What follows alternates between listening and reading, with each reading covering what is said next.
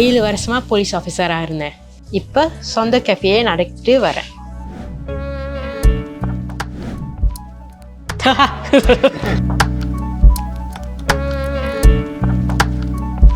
வாழ்க்கையிலையும் இந்த கேஃபேலையும் அம்மா தான் பாஸ். அவங்க வருவாங்க, இது ஏன் இப்படி செய்யலை, இது ஏன் இப்படி.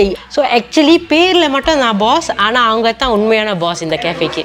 நான் போலீஸ் விட்ட பிற்பாடு போய் படிக்க ஆசைப்பட்டேன். ஸோ நான் பேஸ்ட்ரி ஸ்கூலில் ஜாயின் பண்ணப்போ என் நண்பர்கள்லாம் 6-7 இயர்ஸ் younger than me. அவங்க கேட்டாங்க, ஏன் இந்த வயசில் பேஸ்ட்ரி ஸ்கூலுக்கு வரீங்கன்னு.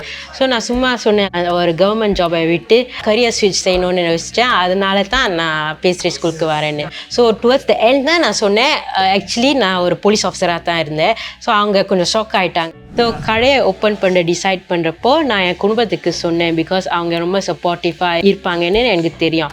ஆனால் என் பாட்டிக்கிட்ட சொல்கிறதுக்கு நான் கொஞ்சம் ஹெசிடேட் பண்ணேன், பிகாஸ் எனக்கு தெரியும் அவங்க இந்த பிளான் அக்ரி பண்ண மாட்டேங்கன்னு. போக போக அவங்க கடைக்கும் வந்து கொஞ்சம் ஹெல்ப் பண்ணுவாங்க, ஆக்குறதுக்கும் இல்லை கொஞ்சம் ரீல்ஸ் செய்யணுன்னா அவங்கள கூப்பிடுவேன், கடைக்கு கூப்பிடுவேன். அப்புறம் அவங்களும் சந்தோஷமாக அந்த ரீல்ஸை செய்வாங்க. கொஞ்சம் வெக்கப்படுவாங்க, ஆனால் அவங்க வந்து அந்த ரீல்ஸை செய்வாங்களா. நான் போலீஸாக இருந்தப்போ நான் கேஸை சால்வ் பண்ணுறதுக்கு கிரிமினல்ஸை பின்னாடி சேஸ் பண்ணோம்.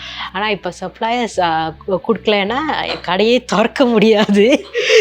ஸோ நெக்ஸ்ட் மினிட் என்ன நடக்கும்னு தெரியாமல் இருக்கிறது எனக்கு ஒரு எக்ஸைட்டிங்கான ஃபீலிங். ஸோ நான் போலீஸாக இருந்தப்போ you don't know when you go to a case என்ன நடக்கும், அவங்க எப்படி பிஹேவ் பண்ணுவாங்க, அதுக்கு தங்கலாப்பில் என்ன டிசிஷன் எடுக்கணும்னு நான் யோசிச்சு அதை செய்யணும்.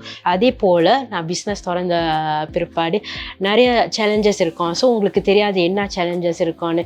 ஸோ அதுக்கு ஏற்றாப்பில் நம்ம டிசிஷன்லாம் செய்யணும். அந்த பிஸ்னஸ் எப்படி சர்வைவ் பண்ணுறது, அந்த மாதிரி டிசிஷன் செய்யணும். அந்த ஃபீலிங்கை நான் ரொம்ப என்ஜாய் பண்ணுறேன்.